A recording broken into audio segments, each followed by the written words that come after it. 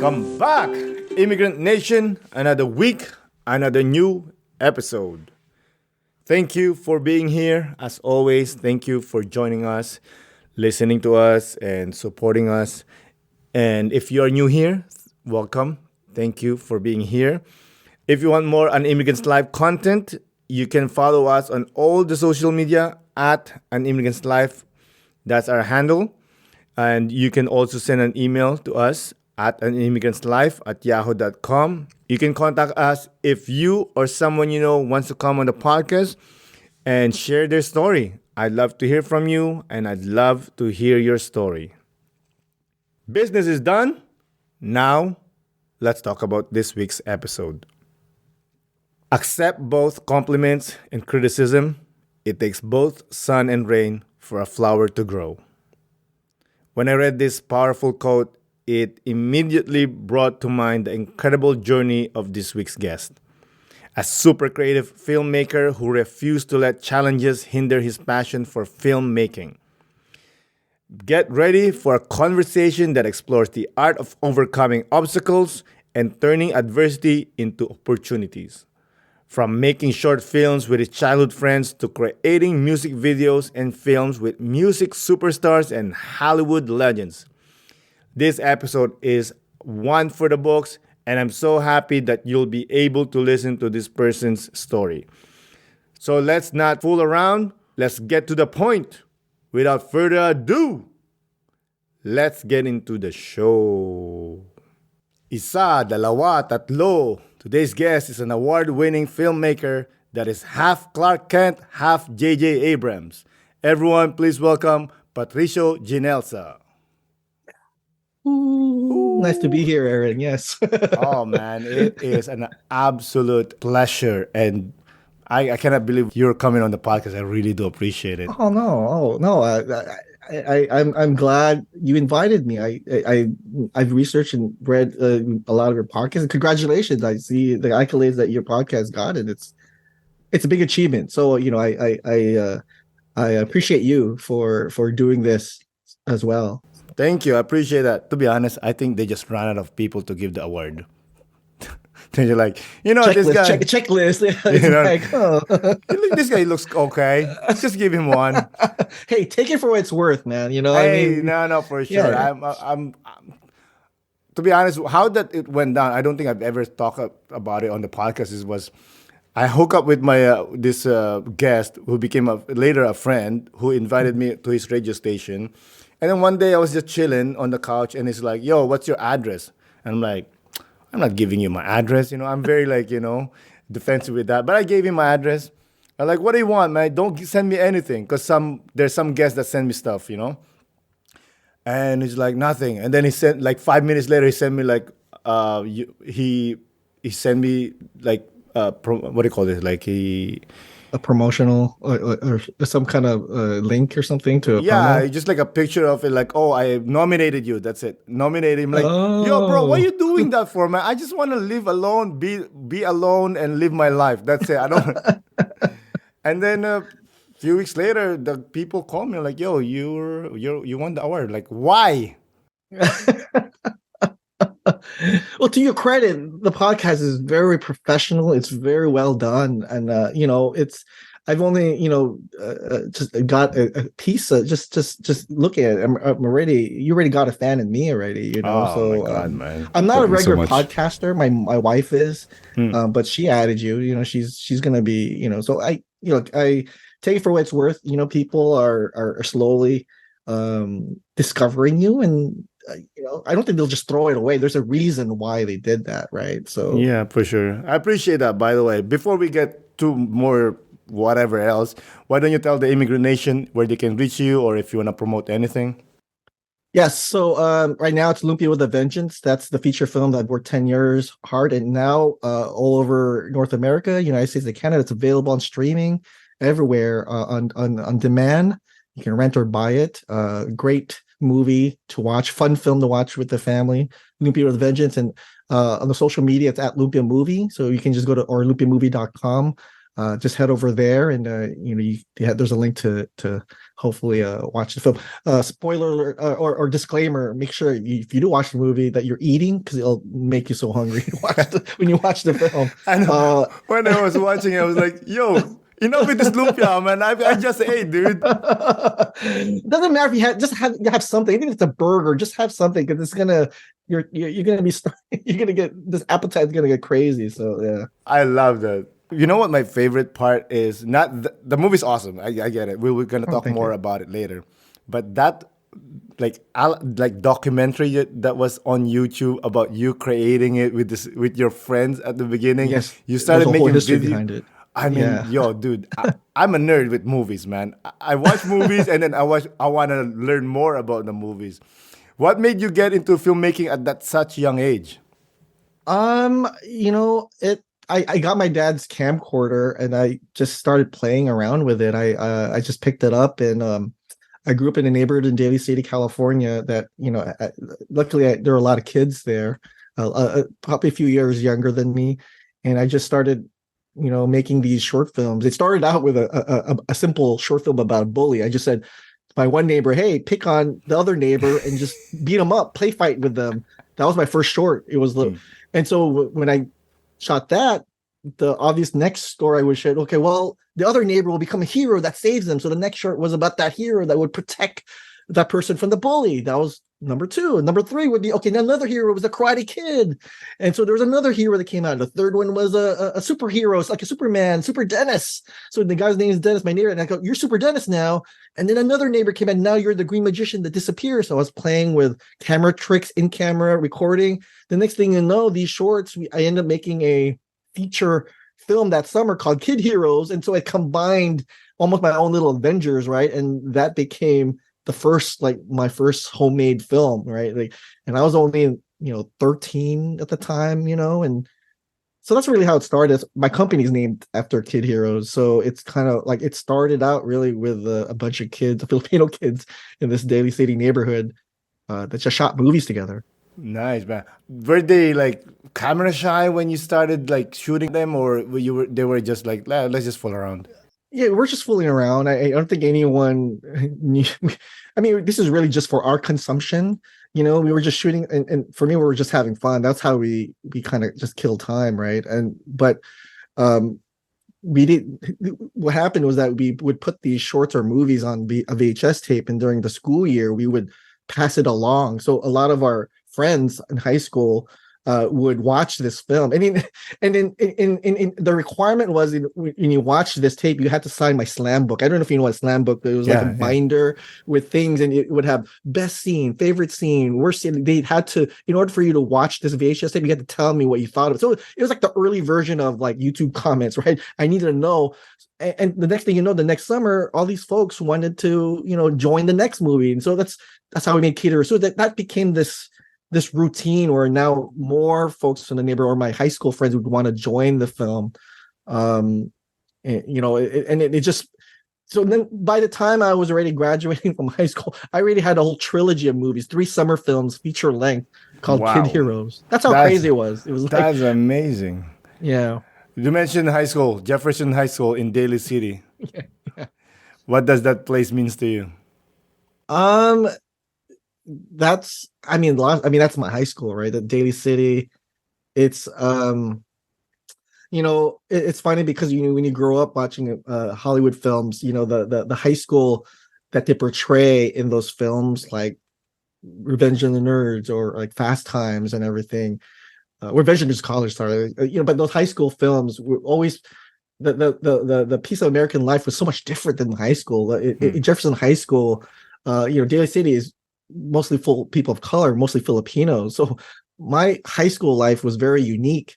I didn't know it at the time, but even my class, my high school, even during my class, the whole student body government, everyone was Filipino American. The president, it almost felt like if you were Caucasian, you were the minority in Jefferson High School. And the dynamic that I kind of like wrote about in my movie, the dynamic was there's the jock, there's the cheerleaders. Yeah, we had that, but the athlete wasn't the jock wasn't the most popular person in my high school, Mm. it was the DJ. It was the Filipino Mm. DJ. They were the Wow. ones who had power. They were the ones who get you to the school dance.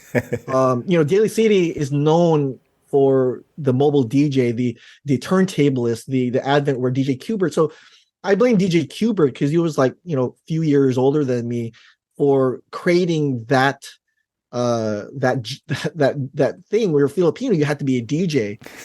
That wasn't my identity, So me picking up the camera and being a filmmaker, because it was so rare at the time, that was my way of kind of revolting against the Filipino DJ stereotype that was so prevalent at Jefferson High School. Okay. But so that was me discovering my creative roots, creating I was a very shy person. I was very timid, but Jefferson High School is where I found my creative voice in a way, and probably found my calling. Because to this day, I did the yearbook video on my own. Like our high school didn't have a yearbook video class. I literally did that on my own with my camcorder. What a nerd. I love it. Yeah. Growing up with Filipinos, how would you describe the impact it had? I guess this is I didn't realize how the impact it had until I actually went to USC. Because it was then when I moved to Los Angeles that my real culture shock happened, So I would imagine it's like, I grew up in a city that was primarily Filipinos, or maybe my group of friends were all Filipino or people of color. And it's not till I got to USC where I realized, oh, so this is what the movies show. This is where the Greek fraternities and sororities. This is that was my culture shock. And it's so funny because when I was in college, I needed that Filipino-ness around me. So I joined a Filipino club, Troy Philippines at USC, in order to feel that barkada feeling. I needed that. I needed to be around Filipinos. It was so weird I never had to do that in Daly City. Never had to join the Filipino club in my high school because why? What's the use? The whole Jollibee just opened. The first Jollibee in the United States opened right across the street from my high school. That was the very first American one. The first American location was across the street from my Jefferson High School. Wow. Granted, it opened the year after I graduated, but that's Daly City. They chose Daly City. That's amazing, man. We don't even have Jollibee yet, man. We're it's gonna come. They're arriving. Dude, they have 3 in Toronto. We have 0 here. We're dying over here, man. We need some Jollibee. There's some 3. Dude, can't they just share one? I know. That's what I'm saying, man. Stop being selfish. Why do they have 3? It tells you, dude. But you know how Filipinos, they're hustlers, right? There's some Filipinos that will drive to Toronto just to go to Jollibee and then take orders. Take orders from people like, hey, you want chicken joy, you want this, you want, and then they'll drive back and make money off of that. I should have done that when Jollibee's opened up in Daly City. Why wasn't I thinking about that? You know why? Because the lines were around. You couldn't even get it. The lines were crazy. I think they opened up one in Edmonton, and it was in winter, minus 40. The lineup was still. They don't care, bro. People will freeze for their spaghetti joy or the chicken joy. Hey, man, you gotta give that, food. Man. Of course, man. That's so funny.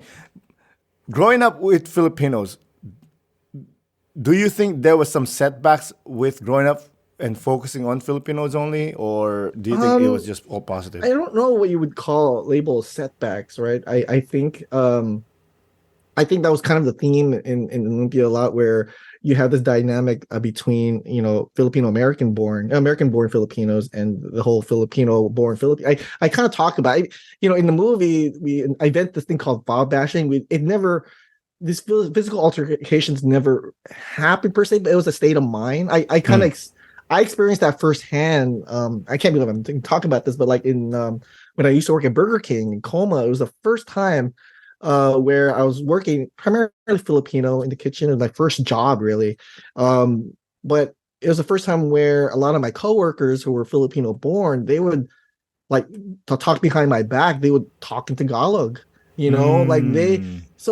And I, for the first time, I felt very like, oh my God, it's not like they're Mexican or whatever. These are Filipinos who are talking smack about me behind my back. 'Cause I can't understand it. I mean, never mind that I'm Visayan, I wouldn't even understand regardless, but still, it was one of those things that kind of opened my mind a little bit, right? It felt, I said, it's weird that remembering that feeling. And I can't describe it. It felt very like, okay, there's something here I never felt before, that I've grown up here all my life, and for the first time I'm seeing this thing. And I mean, I guess now that I've known that even in the 70s there was a lot of like because Filipino gangs were prevalent in my area, so there were a lot of Filipino and Filipino American things going on there, but I don't know of it. But I'm sure it was more, this fob bashing thing that it created was probably more physical maybe early on, but I never experienced the physical part. It was just more of a mental conflict. Yeah, you felt betrayed. Yeah, there we go. That's a good word. Yeah. I've never unpacked those feelings before. Maybe that's what maybe that's how the first Loopy movie came into fruition, was really of that whole dynamic I experienced. By the way, when you're saying fob, for the people that doesn't know, it's Oh fresh yeah. off the boat. Mm. What do you think was the friction between the fob people and the kids that grew up and was born in the states? Um, I think I maybe because maybe they saw advantages of being born in America that maybe they didn't have. Maybe, I mean, I'm just assuming, the privileges that we had, I guess, of being American born. And it's funny because I always thought they had more advantages because they spoke the language. My parents never really taught me it, so there was advantage there. I wish I was bilingual. I would have loved to be like Blade, I'm like, I can live in the vampire world and also the Daywalker. Like I can be the both of both worlds. Hmm. So, and I kind of talked about in Lumpia the friction, on our side. It was like, oh, uh, you know, immigrating here and then thinking that they can own, feel entitled to things, or maybe I can't even like put it in words, but like I think just the fact that maybe we assimilate better than them, Mm. um that's kind of what I think. Mm. Oh yeah, for sure, for sure. Yeah, yeah. Going back to Lumpia, the first Lumpia. One thing I loved about it though too is you started making the first half of it in 1996, and No, yeah. then you still finish it at 2003. I was like, Oh man, you know your yo. history. Yeah, no, when we started making Lumpia in '96, it was just really like another Kid Heroes. It was I was in the middle of my film studying film in USC. So when I came back for the summer, we wanted to reunite again. We were older, and he said, "Hey, let's shoot another Kid Heroes movie for fun." And I just said, "Oh, let's up the ante a little bit. Let's write it. Maybe write a script. Let's try to get some professional audio, even though it's on a hockey stick. Let's try." And of course, they're thinking, "Oh, we're better actors now." But we thought that this was going to be private. We never knew it was going to be the way it came. And I'm sure if we knew that, I'm sure none of them would really be down to do it. But I think that's what the beauty about the first film is, that it was just us reuniting, a way for us to kind of just relive old times and just enjoy each other's company again. And shooting a movie was the best way we could think of, is just really hanging out. It was like, and so and everyone was down. I mean, everyone, they empowered me to. They knew that I was studying film, and they were my muses. I mean, these were the folks that got me into filmmaking to begin with. So starting that early and then finishing it, we never finished that summer of '96. And honestly, I didn't even have plans to even finish the movie at all after, because I was so got caught up with my film school work at USC.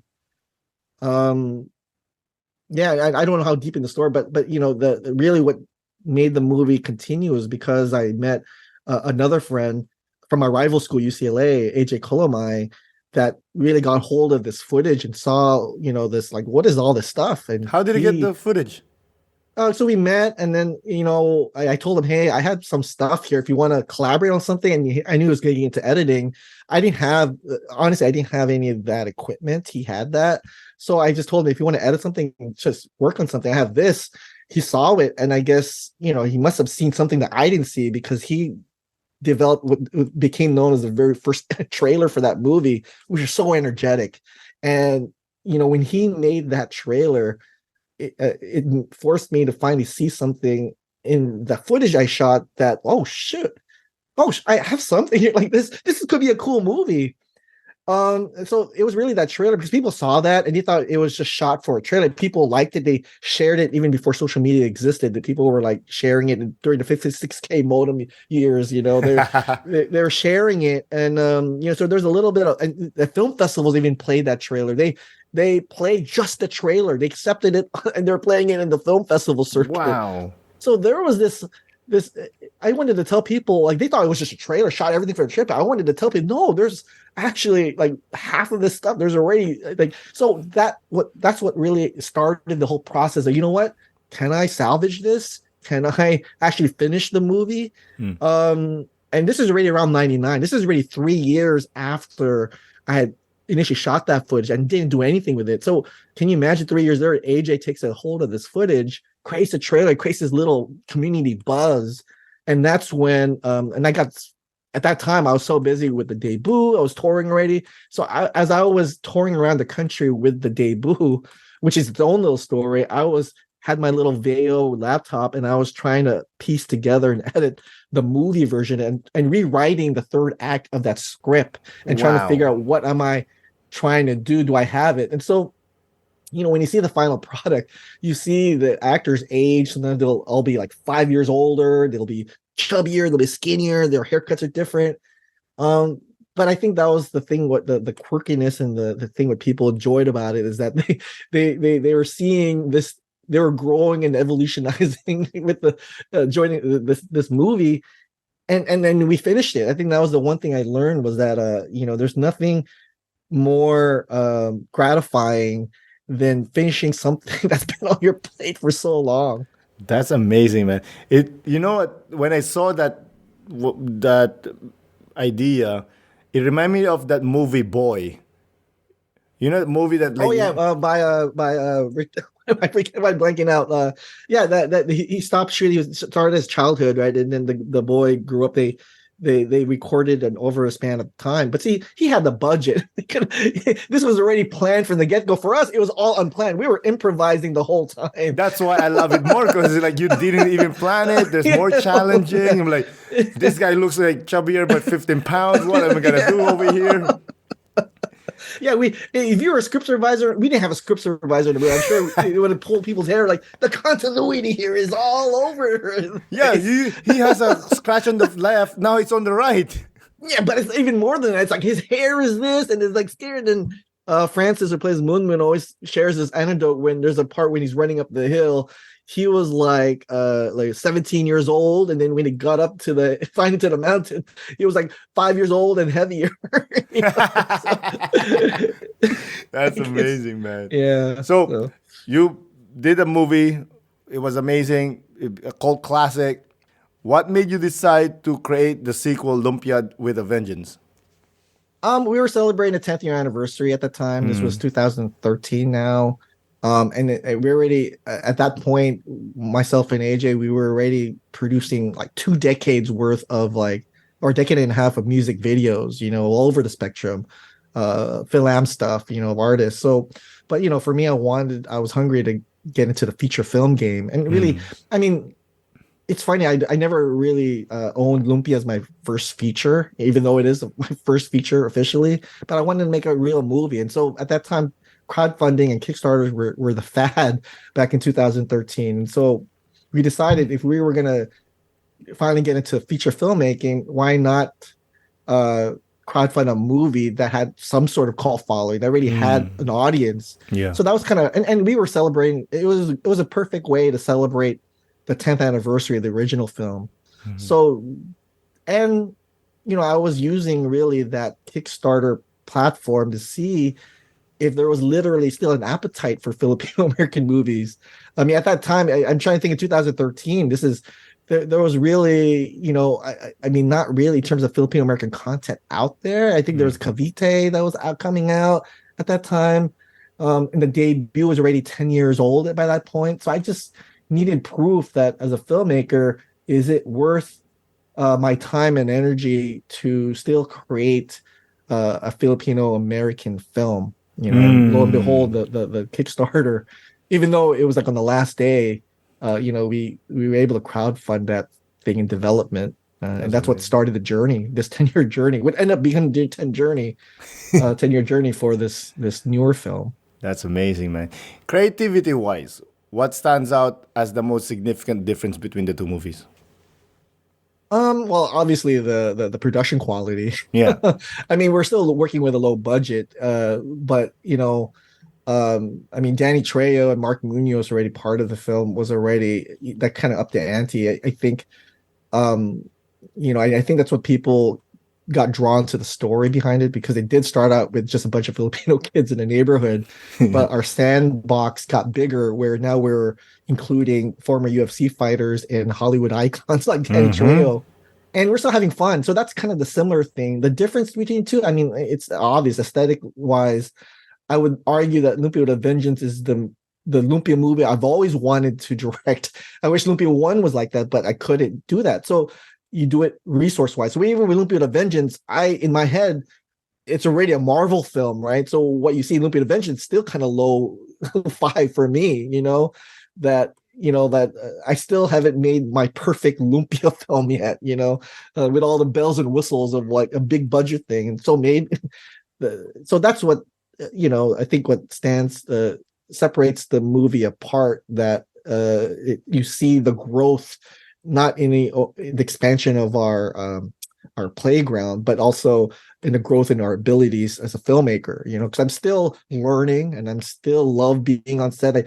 I still feel like a kid that I'm still playing with these folks. Oh yeah, definitely, man. You mentioned UFC fighter Mark Muñoz and Danny Trejo. How was that experience?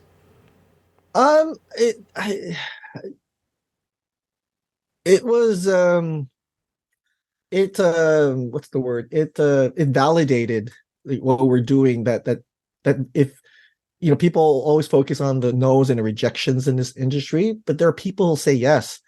And it's funny because Mark Muñoz and Danny Trejo were different in our timeline now, came in at different times. And so Mark Muñoz came at a time where we needed to push this to production. We were in development for so long. So he came at a time that raised the ante, like, oh, shoot, we're not doing a homemade movie anymore. We're trying to raise the thing. So Mark Muñoz did that for us, and he was coming off retirement. So that already kind of raised the profile of the movie. People are like, oh, shoot, we're not fucking around. And then, when Mark Muñoz, we did a test shoot, and then we were kind of now in production, and in the middle of production, Danny Trejo's team said yes. And that was another checkpoint in our timeline. Again, you don't know who's going to say yes. And when Danny Trejo's team said yes, we had to do everything in our power. These things are rare. I don't care how much or whatever. We had to find ways to make this work. Because I know Danny Trejo in our movie was going to raise our movie to a different level that we wanted to. Yeah. So that was kind of like brought us to another level, in our filmmaking. And in a way, Danny Trejo in our movie made it a real movie. We have a star. But he made all my other actors nervous because, oh, shoot, we're not making a movie anymore. So you can see it both ways. You're like, oh, I'm excited, Danny Trejo. Oh, well, oh, no, I'm going to be acting opposite Danny Trejo. So there's like two train of thoughts here. Yeah. But as a director, how did you make them feel comfortable and feel that, hey, we're all actors here? Yeah, that was a grand experiment with this film, right? Can I get non-professional actors, especially my friends, to mingle and work with professional actors? I'm currently working on the behind-the-scenes special features for the DVD portion of it, so it's fresh in my mind, like looking at all the interviews and behind the scenes, because now I'm in reflection mode now with the journey, and yeah, I can see some of the. Kind of like what happened with my Burger King days, right? I could see some of that, conflict arise where some actors were like, they had to audition, they had to like learn their lines, and especially Edward, who plays Tyrone, just walks in. They didn't memorize his lines. He thought I was just gonna feed him the lines like I did with Lumpia 1, because no one knew the secret behind Lumpia 1 was that they never had to. I just told them what to say. I'll say, okay, hey Aaron, you say hello. Okay, boom. The next one, how are you? And then go back to just say, oh, and say it this way. Oh, I'm okay. Oh, no. Say it again. I'm okay. How are you doing? Like that's how Lumpia 1 was all stop and go. It was never shooting the whole scene in a row. That was the secret behind Lumpia, the magic of editing and making them really look great. So can you imagine walking into Lumpia with a vengeance, unprepared, thinking I'm going to feed their lines, and they're doing whole monologues in front of professional actors in the heat? So we had folks, I won't name names, professional actors on set, who are like, who's going to do the scene right now? Oh, Edward is. Oh, no. How many takes is this going to take? I mean, it's all in jest and all in fun, right? Yeah. But that was their whole grand experience. You never know it was going to work. And luckily it did, because I think the one thing as a director, I always had to make sure was that, number one, people were having fun. I always wanted to make sure there's always this family. I think that's the one thing that if I'm proud of on all of my sets, not just Lumpia the Vengeance, that we always bring this, Bayanihan kind of spirit into the set. Like everyone is working together to uplift everyone's performance. So everyone is contributing. It doesn't matter if you're like low on the call sheet or up number one. In order for this to work, everyone has to contribute, right? 100%. And it's my job to make sure that the platform that I'm setting up is successful. Like now looking at our journey, I'm just happy that after all said and done, that the movie in its way, won an award. It's going through Comic-Con. It's now sparked comic books. And that's all I can do as a director is like, they trusted me by contributing. I gotta make sure that this final product reflects their hard work, and it's something that they're happy that their name is on it. Yeah, that's excellent, man. Going back to like making everyone feel comfortable, like with me, I coach my kids basketball, and one thing I always say is we're like a Lego box set. There's some small pieces, there's big pieces. But it doesn't matter the size. What matters is we're all together, because if without that small piece or that big piece, we will never be complete. Oh yeah, and a lot of people have to kind of like and with egos, right? Like sometimes you just have to know what the bigger role is. Because I always use sports metaphor as a good thing, right? It doesn't matter. Usually teams with big superstars, all superstars, they don't do as well as the teams with like low profile folks. But they win the championship, right? They're people who, because they gel so well, and their payroll is probably cheaper than the superstar the teams that can't even like make the playoffs, So for me, I have to see myself as the coach. Like, how do I make everyone perform to their best potential? It's not about having the best people on my team. It's not having the best actors in my team. It's really working with the folks who are down for you, who are on the same page for you, who are like-minded, but want to succeed. And then how can I make everyone, just maximize their potential? Definitely. With the first Lumpia movie, you were more of, I feel like, focusing more like bullying and internal prejudice. But for the second movie, it's more different. Did you have the same goal, or were they both different? Yeah, I mean, the development of the script took so long. I mean, I did it. I wanted to advance on the themes, right? So I kind of lean on the way on crab mentality and some of the classism issues. Tyrone was kind of like the villain that you hated in part one, and now there's a little bit of sympathy for his character. It's like, and he's not as successful as everyone. They're all middle-class families, and yet there's a daughter who's very successful with her Kickstarter funder, like that gets that. It's weird. Like, there's this whole weird about the whole movie's about buy-in, right? It's almost meta for the whole journey of the film, right? Because the movie was kick funded. So like I really wanted to kind of hone in on the fact that in order for people to be more successful, they had to work together as a team. There's got to be buy-in. So Kuya and George and their little ragtag team of this crime fighting can only be successful once they start recruiting a high school student, and they're better together. Gemini can't complete her reign of like terror unless she gets everyone to buy in with her crab powder happy lumpia. So it's weird. Like there's the old themes of bullying is still applies because everyone still has this, but I was trying to kind of expand on this whole notion of a different form of crab mentality of people trying to prevent people from being successful. Yeah, I love it. I know you work with the Black Eyed Peas. Dude, I didn't even know you work with them, man. I'm like, this guy worked with them? That's amazing. If you remember who the Black Eyed Peas are. Oh, who doesn't, man? Bro, that's like that was like the song, man. I remember one time I was drinking above ground pool, and I was dancing, holding my wine, and one of their songs, what was it? I Got a Feeling. I slipped, bro. I hit my ribs, man. Oh my God. Yeah, no, yeah, you can't listen to a Black Eyed Peas song and not dance. No, the body just starts moving. I mean, say what you want, about songs and everything, but that's what the Black Eyed Peas were. They just get you to groove and just enjoy, and your body just kind of. My son does that too. Like he'll hear the music. He doesn't know it's Black Eyed Peas, but he'll start like body just starts moving. 100%, man. How was that experience working with the Black Eyed Peas, creating those amazing songs that represent Filipinos? I mean, I had I had the fortunate luxury to work with them in two phases, right? Because when I did the Apple song, Fergie has just joined, so on the Elefunk album. So when I did the Apple song, it was very, they were what's the word? It's humble beginnings. It was, we were shooting a retirement home. So what kind of music videos they were shooting in a retirement home?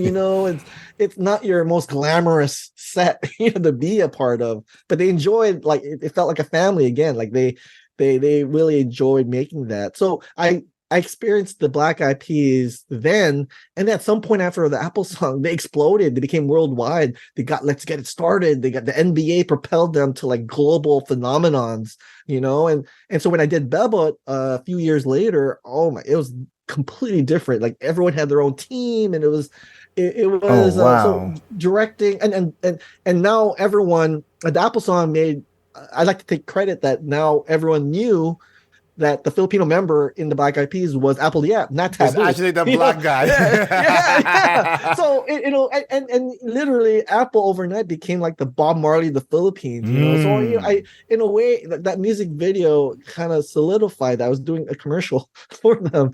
So when they're doing Bebot, I was glad they invited me back on to do that video. But man, it was anytime someone comes up to me or talks about Bebot, I just get this major headache because I just think about all the stressful time I had making two versions of that music video, and I don't want to, there's so much happening, and I learned a lot about the label, the politics, the one thing, but what I'm most proud of is that I escaped that with two videos that people still talk about. 100%, man. So dealing with those high profile stars, what was your main strategy in communicating with them? I think they realized that especially the scripts, because I wasn't just doing a commercial for them. Like I always, the way I was approaching it was like, if this was the only mainstream platform I can talk about Filipino Americans in the United States or like the history, what can I talk about? So like, with Apple song, it gave me an opportunity to talk about the World War II veteranos, right? That were looking for the benefits. So the Apple song is still to this day one of my most personal projects because my dad's brother, my uncle, was a star of that video. My dad had passed earlier, and this whole concept was inspired by that. So my voice, again, even getting that video was because I was so inspired by the song and what I was going through, and I wrote that treatment.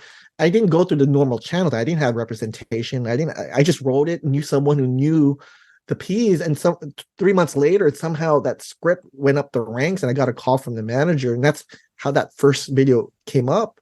And so when it came with the Bed, but I think they appreciated the fact that I was coming from an authentic place where I wanted to tell a story. And so when Bevel came out, they just wanted a fun dancing video, just throw men and women in front of the screen and dancing with them. But no, like, no, that's not what I want.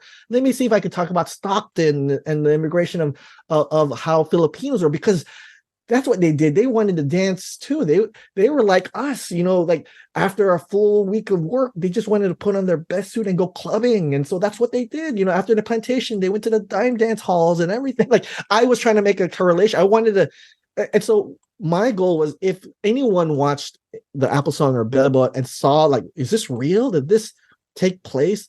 And they did research or Google it, then I felt that was my job. Like, it was a job well done that someone saw that and wanted to know more, even though it's just a commercial to sell records. That's amazing. But for me, man. as a filmmaker, it was an opportunity, a rare opportunity, to tell a little piece of our history. Props, man, props. Do you embrace being seen as the representation of Filipinos, or sometimes do you just wish you could just be yourself? I sometimes wish I could just be myself. I don't, it's, I when I I'm a big nerd, right? I nerd out. So me talking about and learning about Filipino American history, about just, that's me, as an ongoing thing, right? And and because I'm a filmmaker, that's my platform of telling these stories. So anything that's thrown my way, whether it's a commercial, a music video, a comic book, I'm gonna try to tell my story, but filter it in a way that I can tell the masses about what, so it's weird. Like, I'm a storyteller first, and then representing, it's just natural for me because I'm Filipino American. So you write what you know. Now, do I like being a role model? Yeah, I'm very reluctant to be that, because I'm not I just don't see myself as the best representative for that. But I don't see it through other people's eyes, and I'm learning to own it. If I am that person to someone who comes in and sees my work and says, "Oh man, you're a pioneer in this work," it's weird. Yeah, it makes me feel old, but I feel I'm not done yet. I think that's it's weird for anyone to call me a pioneer or a representative of, like, Filipino American pop culture, because I've been playing in this playground for so long, but I'm not done yet. I think there's so much more that have not, but for me, I'm just trying to find ways. How do I fund these things? So that's what keeps me going. Like, I leave it to folks to tell me if I'm that representative. I don't know. I'm gonna keep going no matter how anyone labels me. Oh, 100%, man. You are so creative. Like, that's the beauty about being creative. It never stops. You can be 99 and you'll still be creating. you know. True. But you are a pioneer. Without, you started all these things, opening up and being so gracious to creatives. Like you coming on the podcast is such a big thing for me. Like, you are giving us voices, and you're a great representation. I appreciate that. You I'm know? learning to say thank you. Seems like you struggle with compliments. I just, yeah, I don't know. I don't know why. It's like my wife always tells me, just say thank you. Just say, like, I don't, I'm just, I grew up being bullied a lot. It was hard for me to build my confidence and self-esteem growing up. So maybe that's where it comes from, and maybe that's why a lot of my stories always deal with the underdog and all that stuff, because I love the underdog story. I was that underdog. I always, and it comes from, my dad left me once in high school. So there's a lot of these things where I don't feel worthy enough sometimes, So for someone to give me that compliment, it's hard to accept it. Is that real? Is that authentic? Are you just saying that? I think that's what rolls in my head all the time, You kind of get your autograph, like, oh, I'm learning to own it. I mean, I think, it's almost like it's hard to believe. I think even at my age, it's still, and all the stuff I've worked on, it's still hard for me to really receive it, because I just overthink it so much. I think that's just part of me, growing up. I just it's funny because I just wanted to people to notice who I want or just feel worthy of it. And so now that I'm getting these compliments, it's just I don't know. I don't know where it comes from. Dude, I completely understand. Like we started the podcast with me winning the award and like not saying that like, hey, I don't know. I think they ran out of people to give it to. You know, I Actually, you understand. just justifying it, you know. But yes, I'm also working on it about saying thank you, awesome, whatever. I do. That's one thing I learned about in therapy is self confidence and self esteem. They're both different. Hmm. Self confidence is you believe that you can do it. You believe I That's can. self confidence. That's self That's self confidence. confidence. You Okay. can make a film. Of Okay. course, I can make a film. No Hmm. problem. Oh, Danny Hmm. Trejo. Yeah, of course, I can make a film with him. But self esteem is my film good enough? Mm. You know, it's funny. I'm a Gemini, so I can say that I go both ways. Like I can one there's a part of me that will, especially when I'm on set, I'm directing because I have to do it. Like the self confidence comes out. You know, like I can own this, and then the self esteem part. It's always when the movie's done or something like, do I deserve? I'll get into these phases. Like even I do that now. Like it's funny. I'm always looking for comments. Like I want my first troll. Like I want trolls. Like I appreciate trolls more than I appreciate those 5 stars. You know, I got my first 2 star. Like on Amazon, I saw that star. Like who get this? And I want to know more. Like what was it that you didn't like it? Why did you give me a 1 star? It was 1 star. You know, like so I appreciate more of because I think that's more authentic and more honest than anything. If people, give me a low rating, because I want to know, I want to improve, I want to. My goal is to, like I don't know, I want to please the masses. I guess maybe that's what I'm getting at. You know. I get it, man. Yeah. I mean, like, it makes you feel that you did good when somebody said something negative because it propels you to be better. Mm, You know what I mean? yeah. Does that make sense? Yeah, no, I'm unpacking this. I'm really unpacking this. Like yeah, that could be the secret to try to get the next movie off the ground. Is just really unpacking all this. 100%. You just finished the Lumpia with a Vengeance. Are you planning to make a new movie? But is it going to be in that line again, or are you planning to have like I don't know, maybe a drama or something a different genre? Um, so if I had a choice, I would. There's a movie I've been developing that's completely not a comedy. It's a drama. It's a biopic.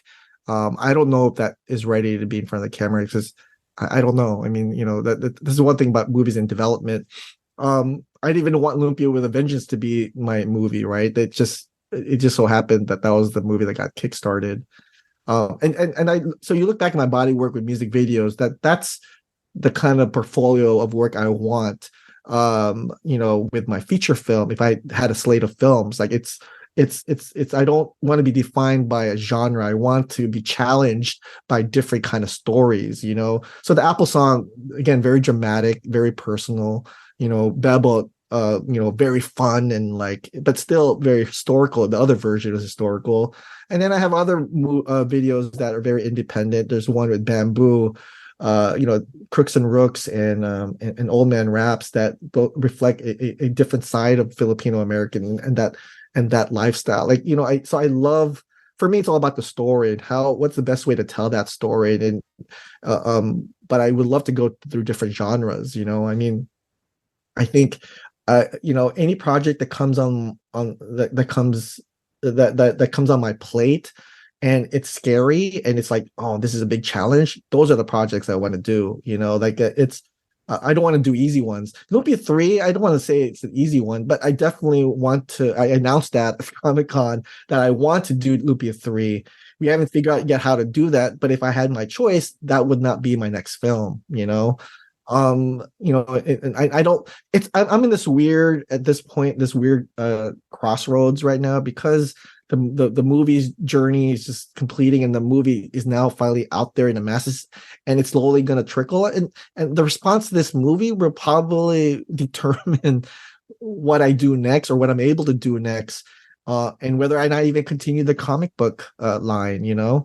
It's a weird, and I won't know that until I see my first quarterly report with these sales. Like, am I a filmmaker that makes movies that is able to get a return for my investors, or do I have to kind of lay low and try to make something smaller? I don't know. Mm-hmm. Yeah, 100%. Um, yeah, the business part of it, I'm learning, but again, it's a fun time right now for me because for the first time in my life, I'm a filmmaker with mass distribution. I've never been on this, never been here before, so I'm things may change in January, you know. Hope Hope so. so, man. I'm optimistic more than I am negative now, Oh, 100%, man. Why is it so important for you to educate people about Filipino history? Um, I so I look at through the lenses of my son, my 7-year-old son, right? And Mm. reading history, especially, and not even knowing or not even wanting to learn how that part of the immigration thing in Philippines. Like, it's funny. Like, I never been asked my family like the full details of even my dad's immigration story uh until like I even with this podcast, like, I had to like know all the facts. Like it's funny. So I think that like I didn't even learn about any of the stuff until I was in college, learning about just everything from Stockton, the significance of it. And then me even owning my narrative growing up in Daly City, like, I think once I realized that my experience was unique, that became material for me to make movies that I think people would be interested. It's funny, when the Lumpia Adventures first came out, someone in the East Coast mentioned in one of their reviews or articles saying, like, this movie is so weird. Like, there's a city out there. What a fantasy film! Like, there's a film out there where the mayor is Filipino American, and like the thing is like they thought that the whole thing was all sci-fi and like a fantasy. Like, they could not fathom that this city existed. Um, so I think for me, it's like I just have to own like that part of my upbringing, and putting that story that it is, and finding fun ways to tell that story. Hmm. Were you always proud to be Filipino? Yes, I always was proud Filipino. um I don't think there's ever a point where I was not. Well, no, I take that back. That when I talk about the Burger King incident, that was probably the one time where I was not proud, like, or maybe felt betrayed. Like, wait, am I considered Filipino? That became my identity phase. And that's why joining the debut, interning for that film, really kind of made me kind of be proud of. Can you imagine when I went to USC Film School, the movies I wanted to make, when I look at my short films, was like my first short film was about a bootleg filmmaker who was trying to uncover aliens or something. You know what I mean? Like, it was so mainstream, right? Mm. And then it took me a while to find my voice, and it's not because of the film called The Debut, where I interned on, and that's made me kind of like, okay, I have to own my story as a Filipino American, like, and maybe because I didn't speak the language, or didn't learn, that was my upbringing, that I that doesn't make me any less Filipino, that I had to kind of come to terms to that, growing up, that there's a still sense of me having that pride, but that pride is never, I don't think it's ever gone away. I think I'm still learning more, and that's what I love about it. It's not like I expect to be an expert at everything Filipino American, but I love learning about it. Yeah, for sure. But touching base on you about are you Filipino enough? Me growing up in the Philippines, there's always has this idea that oh he's not Filipino because Oh he's yeah, half or he wasn't oh yeah. born. I'm like, and I always I remember saw like that TikTok. It's always that. It always happens, right? That whole theme always is prevalent, right? oh And yeah, like I was having a conversation with some family members about Jalen Green, who plays for the Houston Rockets, which is Houston Rockets. Yep. he's half Filipino, Hmm. and I'm like, oh man, that's awesome, he's Filipino, and they're like, he's not Filipino, he's American. I'm like, dude, he is Filipino, he's half Filipino. What else do you want? I'm like, well, he's half plus he was born here. I mean, I get what you're saying, but he's Filipino. Yeah. Oh, Yeah. and you know, I mean, that's the thing. People have different you know, I think as long as how you are comfortable with and how you define it, I don't I don't really try to care about how other people define it. I know for Mm. me that it has not, like, I'm still proud of it, and I know um uh, what my how my level of Filipino-ness is, you know. Mhm. I'm a work in progress, you know. We're all are, dude. We all Yeah, are. none of us is perfect. You show me who's the perfect one, you know, and then No one, I'll man. Trust me, I grew up there. Now I've been here. I came back to visit. I'm like, I don't think I'm Filipino. What's happening with me, man? yeah, It was you take the ancestry test. I want to see, is it say 100% Filipino on that? No, it's never gonna say that, you never, know. never, never. Making films, the Crazy Rich Asians and Joko's movie. Do you think this is going to continue? Do you think it's going to? We're gonna have finally see like a Filipino filmmaker, like all cast Filipino. Oh, it's about like all, like a all superstar, like a Phil M or like Yeah, whatever. yeah, yeah. Um, I think so. I mean, every time I approach a project, even that's what I did with the Apple song that early on in Double, was I was trying to get as many celebrities like, who was out there who had influence to kind of, you know, come and celebrate. So that's always been, like, I think big first for anything, and then whoever says no says no. And so my goals at any project I have, like even with Lumpia 3, I would love. I mean, that's my dream. I'm putting it out there. I want Joe Coy to be in my Lumpia 3, you know? He has to, Like, man. yeah, I know. It's like you can't ignore me anymore, Joe Coy. I know you. I know you with Joey Gila, and you know the. So I'm a degree there, you know. So no, that's the dream, right? To have Joe Coy is doing amazing things, like putting us on that Hollywood map, you know. Nothing would make me prouder to somehow bridge the gap even more between Hollywood independent, between Filipino and Filipino American, Filipino Canadian. You know, it's like it's the Philippines are very global, and I'm not. I think that's, again, I come from a very fandom nerdiness, right? Like that for me. Even if I didn't direct it, that project would be so cool if there was like that movie or that thing, whether it's a TV series or a comic book or a movie. You know, like it's Mm. and that's funny. You know, for me, I'm such a big nerd with comic books, with pop culture, but with Filipino pop culture, I don't know. It's like nothing would nerd me out more than having that all star A hundred Filipino percent, thing. man. I try to do that. I try to do that with Bubba. You know. Yeah, you did, man. You did a great job.